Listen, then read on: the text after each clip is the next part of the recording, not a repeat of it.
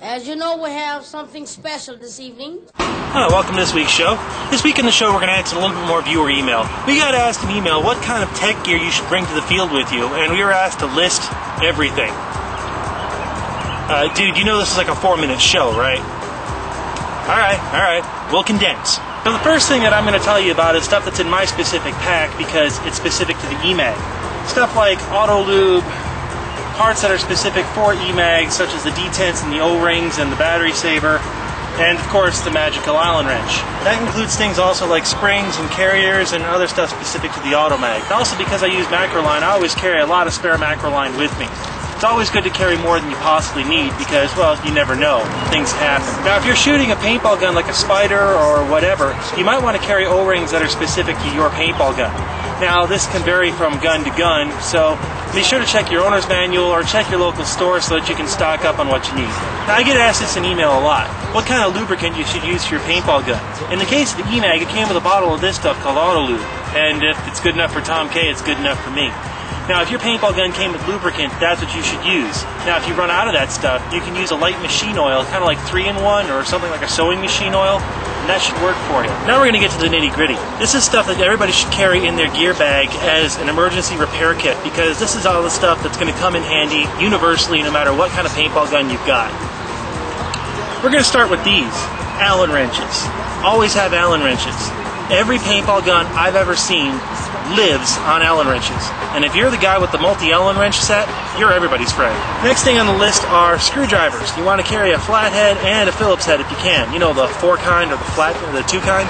Which reminds me, Nero, after the show, give me a call. I still got your Phillips head right here. Another tool I like to carry with me are a set of pliers. This comes in really nice when you're trying to take out that stupid little O-ring that you can't reach with your fingers. Needle nose are better, but in a pinch, these will do.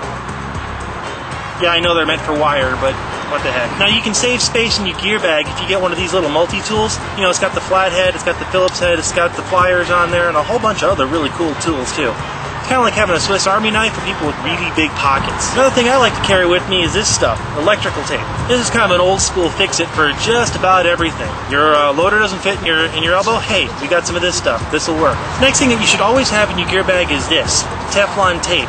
You want to get the stuff in the blue reel that's white. You don't want to get the yellow stuff. Trust me, I've learned this the hard way.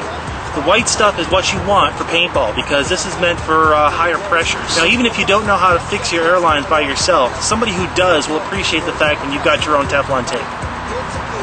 Remember the blue casing with the white, not the yellow stuff. Then there's one other thing that you almost always have to carry with you, and that's O-rings, specifically bottle O-rings. Buy these things in bulk, keep them handy. These things are gold when you get to the field. I mean, you blow O-rings all the time. It's kind of handy to have a couple left over so that, hey, if you blow an O-ring, you got a spare one, you can just put it right on your bottle and keep on going. Same goes for all the other O-rings that you need in your kit. It's kind of good to carry all sorts of sizes and shapes. You see, that way, even if it's something that you don't need, somebody at the field might need it, and you can soak them for a couple bucks. Ooh, did I say that? Ooh. And finally, 9 volts. You want to carry batteries in your repair kit as well. Your batteries go dead, a lot of cases, you're done for the day. Carry some spare batteries with you, that way you can just swap it and go. Besides, they're cheaper when you buy them elsewhere and you don't have to buy them at the field. And all of that does, in fact, fit in one gear bag. Now, what you carry in your kit box should be up to you and should be specific to your needs and your specific equipment. But this is what I carry with me when I go play, and so far I haven't been caught short-handed yet. I'm off to the field, so catch you guys next week.